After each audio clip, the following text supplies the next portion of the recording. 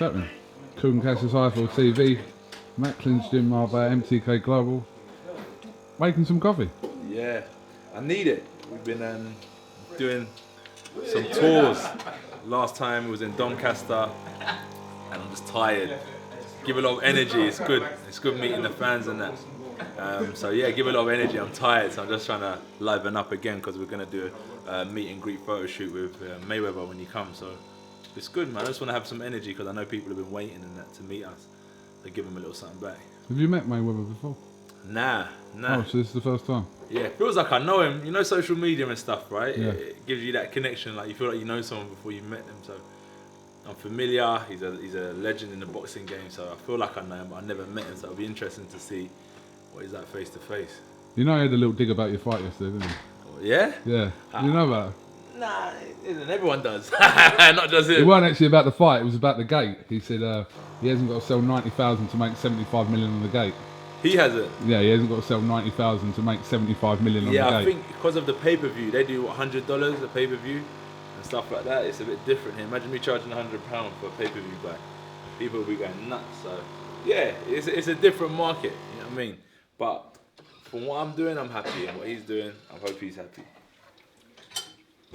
Has the night sunk in then? What, Wembley? Yeah. Yeah, of course. We've got the win. That's what we wanted. And people, I think, overall, I think performance-wise, I'm not happy. You know what I mean? And it was a good learning curve. I could go into detail. And I'm always going to talk about my cons because I'm not someone who pats myself on the back about my pros.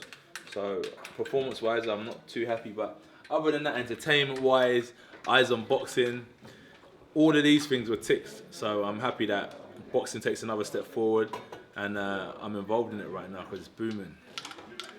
There were so many factors in that fight that you can take your pick from a discussion point of view, but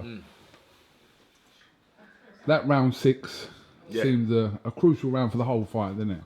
Because the first time you'd ever been on the floor in your professional career. Yeah. It's boxing. It's heavyweight boxing as well. It can happen, and it did happen. And I flipped it round, and I got the win. So I think, as I said, like crucial. I don't think it was that crucial because I knew exactly where I was at and what I was doing. I just tired, overtrained, but we get it right. We learn and we move on. Do you know what I mean? And as I said, you asked me if I come back down to earth and stuff, and I said, yeah. Because I'm now focusing on what's next. I'm not like still high on the win. I want to get better from now. I feel like I'm coming into my own now. I've been doing it for long enough now. Now I'm starting to come to that stage where I'm getting my confidence. And I used to win a lot of fights on just determination and strength, but now I know how to navigate my way through rounds if I'm tired, or I know how to ride shots. So I'm going to definitely start improving again in the next 3 years. Before that fight, 16 of your 18 fights had ended inside 3 rounds. Only 2 went to 7. So, what did that have to do with you doing 11 rounds that day? I showed probably too much respect early on. I know what I'm capable of doing, but I come from the amateur pedigree, Olympic system, which is like boxing, hit and not get hit. So I was trying to box with KLITSCHKO a bit, which balanced it out because he's a phenomenal boxer. And then I just said, you know what, I don't want it to be a boring fight. You know what I mean? The stage was set for a phenomenal fight, and I just wiped the slate clean, and I just started attacking him a bit more. It takes a lot to drop a man of that stature and that skill, but I was just determined. So I digging, and I got there in the end. Textbook shot, the uppercut that landed. It's done the rounds. That shot. That's been one of the best shots you've thrown. You think so? Oh yeah. The uppercut does work, yeah, it works. And that's the good thing about, like you don't want to just jab and throw 1-2. Sometimes you need to whip the uppercut in. Even though we're big men and we can just box like robots, like 1-2, sometimes you need to whip that hook in or the uppercut in. And that's like trying to create an all-round fighter. And it's good, like even being in Europe/England, we're known as that European style. So it's nice to like whip the uppercuts in now and again because it appeals to that market where it's like, yeah, these men will fight on the inside and whip body shot. It's really good that boxing's booming again and people are talking about it. As I always say, it's not just me, the whole of boxing moves forward, do you know what I mean? And it's a a good time to be in boxing. A lot of people I speak to say the same thing. There was Yeah. a point in that fight where we didn't know where you were going to pull out what you did in the 11th round. Yeah. And you did, so it's all irrelevant. But there was a point where it was looking like you weren't going to come through that. No, I knew where I was. You know what it is? As I said, I'm learning. I've been boxing now 9 years, from amateur to pro, and it would have been good if, like, imagine I started right, boom, when I was 11, 12, had my 10 years as an amateur, 21 turn pro. Do you know what I mean? So I've done my 10 years later. And now I'm at the stage where I know how to navigate myself for a fight. Don't get me wrong, Klitschko was determined. Strip the belts aside. Credit to Klitschko, phenomenal fighter and a human being, let alone that. So he come determined to prove himself. Not just about the belts. That man didn't want to stay down. So when I put him down, he got up. And normally when I put someone down or hurt him, I can kind of capitalize. He got up stronger. He said to himself, I'm not losing here. Fought back. I used a lot of energy. Trying to get him down, and I took some shots in the 5th round, which I think added to me getting exhausted. So I started saying to myself, all right, cool. I'm a bit tired, so I said, let me regain my second wind. So I started breathing deep. And I said, you know what, there's not much point in trading with him now. Like when I spar sometimes, I don't really spar to kind of like, I'm not trying to trade off with it. Sometimes I just mess around. Take a shot here, take a shot here, lean back, slip here, up, take that one. All right, don't lean. So I learn. So what I've done in the ring, I do what I do in sparring. I just take a round off, roll it. It's like lazy, but it's effective because your opponent's doing the most, but they're not getting much success. And when I'm sparring like 15 rounds with talented fighters, and they're trying to prove themselves against me, like they're trying to knock my head up in sparring sometimes, and I'm trying to like make a miss and do the easy thing. Even though it's tough in sparring, in the fight it paid off. So when I was tired, I went back to what I do in training sometimes, take a round off if I'm doing 15 rounds and I'm tired, and I started getting it back. And so to the outside, it was like, what's gonna happen? But I was pretty calm, I knew where I was. And it's the same thing what he probably felt in the 5th as he got up. When I got up in the 6th, I said, I'm not gonna stay down here, I'm gonna win this fight for sure. How would you respond to people saying that Joshua was gassing after 3 or 4 rounds in that fight? 3 or 4, it's not gassing. It takes a lot of energy. Like maybe I could have overtrained. Maybe I was too heavy. Maybe I was this. But the fact of the matter is I was tired. And then the fact of the matter is I can correct it in my next fight. This isn't my last hurrah. This is probably the next step to a long career of elite fights. So yeah, we step up again. And all in all, it was one of the most entertaining fights. And I'm not the first fighter that, if you watch boxing, that probably gets tired in a fight. Do you know what I mean? It happens to fighters. It's an elite sport of physical and mental attributes, and you can get tired sometimes. And it just happened to me that night. And you have to show character and dig deep to get the win, and I did. So yeah, we move on. The finish in the 11th round was quite brutal, to be honest. Maybe he was tired as well. And just couldn't get his energy back. Who knows? You have to ask Klitschko about that. But as I said, for me, I wasn't tired enough to not get up and continue to fight. And he may have been too tired. So it doesn't matter what it looks like. All it matters is what it ends like. Do you know what I mean? So that's what matters in my opinion. We know after the fight, obviously Klitschko went on holiday. Haven't heard anything in regards to a rematch apart from a couple of tweets or retweets, shall we say? Nearly broke the thing. Obviously, I'm still heavy from the fight. I need to get training again. Have you heard anything? Can you tell us anything in regards to I'm whether down he's decided? for what the public want. Do you know what I mean? Well, contractually, he's willing. He's welcome to fight, and if he's willing, I'll be willing. And Did you believe he would take that rematch? Yeah. I can't decide what he wants to do, but if I was him, in his shoes, you're asking me, just from my view, as a fighter, that's what we do, we fight. So imagine I said I'm going to build a building, that's my last project, I'm done, I need to spend time with my family, and another opportunity comes up down the road to do something just like it, I'll probably take it. So yeah, as a fighter, that's what you do. As a workman, you work. So yeah, you just follow what you do. So I'll probably take it again. But I think it'll be different. I think he trained very hard, very diligently, and like he was ready to ace his exam that night. But I was too determined, and next time I'll add some more to my mix, my ingredients to my mix, and I think it will still be entertaining, but it should be a lot different. Like it won't be such a thrilling fight. It won't be a memorable fight like that. It will be entertaining, but hopefully, God willing, it will be a routine stop off like the other 18 fights I've had. They're talking about America, China, Wales. As they say, world champion, you defend your belt around the world. Correct. Okay, I've had about, 2 defenses, 3 defenses. I've got a long time to go, and I will fight in America one day. But for now, as I said, it's nice. I like it. I'm driving to Wembley April 29th. I see my boys that aren't coming to the fight. They're just local, and I'm bibbing them like, yo, this ain't good luck. I see my family down the North Circuit. It was chock-a-block. People are bibbing us, cheering us on. And it's what I'm saying is that it's good to be local. Some of the kids from the gym, I got all the gym tickets to come down, that can't afford the price of tickets. Now they can't afford to go to Vegas.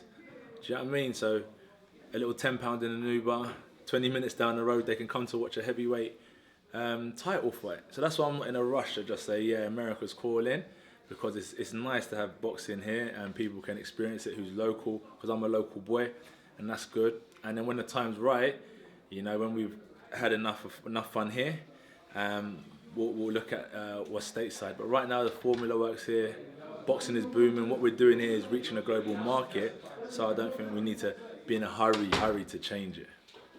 And what we're doing here is not only benefiting myself, as I always say, it benefits the undercard fighters like Okoli, Cordina, Campbell, Katie Taylor. It gives them all a platform as well. Do you know what I mean? So it's brilliant right now for UK boxing as a whole, as I always say. In that list of countries, is Nigeria on there? World champion is world. Do you know what I mean? It's not just a small territory. So yeah, of course, anywhere. But for you personally, anywhere, is that something that I don't mind. You know what I mean? Look, you fight. I used to fight in top of a pub. Do you know what I mean? And the same ambition is the same ambition now. Like when you're fighting, you want to win no matter who you're fighting against. We may not have been as good, scrap that, but I always wanted to win. So yeah, if I was in Nigeria, I'd still want to beat whoever I'm fighting and win. So it doesn't matter to me. If it works and it makes sense, we'll go there. But then as a fighter, you've got to think of time zones, diet, all these other things. Do you know where I'm coming from? So yeah, it's not just a fight, you've got to take into consideration many other things. But at the end of the day, if it does work out and it makes sense for the athlete and the team, Nigeria, 110% is on the cards. Sri Lanka, anywhere. Sri Lanka? Kuga's like, yes. You'll be the god. I won't be barred from there anyway. They can't bar me from there. Who's barred you? Anyway. Anyway. Talks are ongoing. Frank Smith. Head of boxing.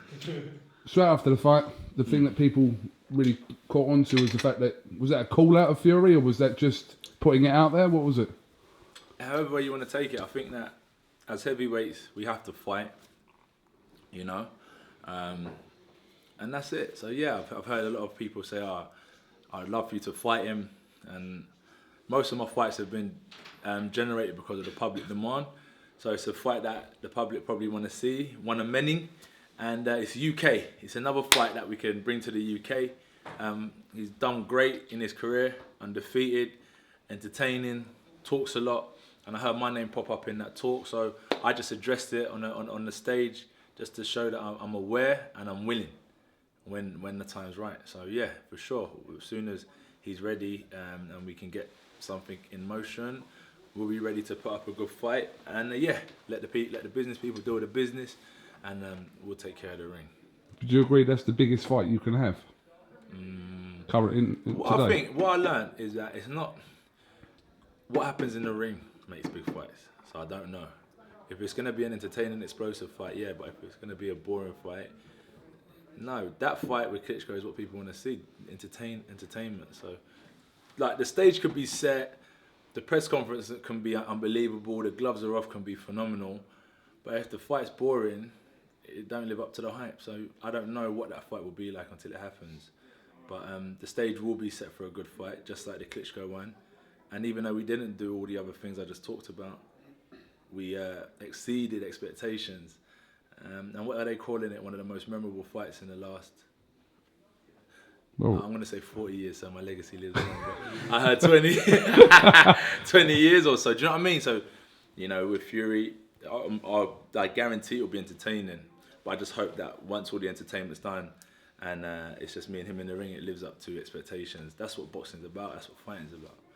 Yeah, he's got his ongoing hearing at the moment, so until that's resolved, then that's neither here or there at the moment. Yeah, I hope he overcomes whatever issues there are, and he can get back to doing what he's doing. What's the situation with the belts at the moment? The IBF and the WBA mandatories, do you know? Don't bother me. Are you willing to vacate if you have to? Well, I don't mind. Let my coach decide. I don't mind, honestly, because I think nowadays it is important to be in championship fights, and we're here now. But I think even though some fighters don't have a belt, they are championship fighters. Like, I'm a champion, but I have to fight championship level fighters. So I think that even if I have to lose a couple belts, it doesn't matter, because people will still know we're championship fighters, elite level, and we're going to have a good scrap. And I think that's the most important. And the belt does add flavour. But as I said, if the belt is there and we don't entertain, it's irrelevant. We need to keep on bringing entertaining fights. So with or without the belts, I'm going to still, you know, bring good fights. So it doesn't matter if I have to vacate or keep. I want to continue to improve and put on exciting fight nights. So unifying the whole division with all the belts, is that a plan of yours, or with you already having 2 of the necessary 4? It's close. It's close. Of course it will be an achievement.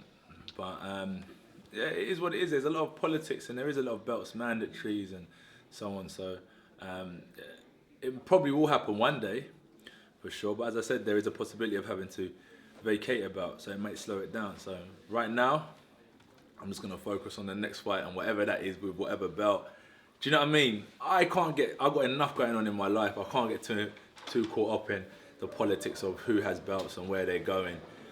As I said, I leave that to my people that I put in place that I trust, and they do the right thing for my career. Do you know where I'm coming from? Because, as I said, I've got enough things to worry about at the minute. So if I get to keep the belt and I can fight Parker or Wilder and be one step closer to, is it being undisputed champion? Yeah. I'll definitely go that route, because that's big news.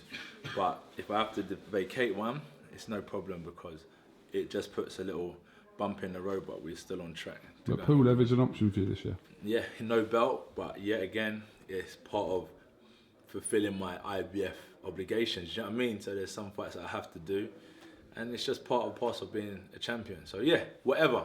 A fight's a fight, with or without the belts, and we're still going to entertain. You know what I'm saying? I know what you're saying. Just finally, a quick word on Mayweather. He said yesterday that 90% sure he'll be fighting Conor McGregor this year. Is it? Yeah, he said that in the press conference yesterday. Well, if he can spare me a few tickets ringside. Thoughts on that? Him and McGregor? Unbelievable. Look, it shows nothing's impossible. It takes the whole fight game to another level. Look, you know what? Obviously, there's guys in boxing that are slugging away trying to make something, you know, and then it just like that. MMA is completely different. But if it's bringing the fight game together and it's raising the whole awareness of boxing and MMA, listen, everyone's a winner. We just want entertaining nights. Do you know what I mean? When it's all said and done, all the haters will still be there watching the fight and tuning in because it's entertaining. Do you know where I'm coming from? I watch certain fighters, but I don't watch MMA or follow the division as a whole. But if that fight happens, I'll be sure to watch it. Thank you, Joshua. You've been called. Thank let's you very catch much. up again soon. I know it was short and we had to be quick, but it was good to catch up with the IFL. We've got a chat about you getting me to the rematch anyway, so we'll talk about that next time. Oh, that's going to cost you about $50,000. Can I get a chewing gum card? All right. Thank you very much. Thank you, Joshua. Respect, bro. What's up, man?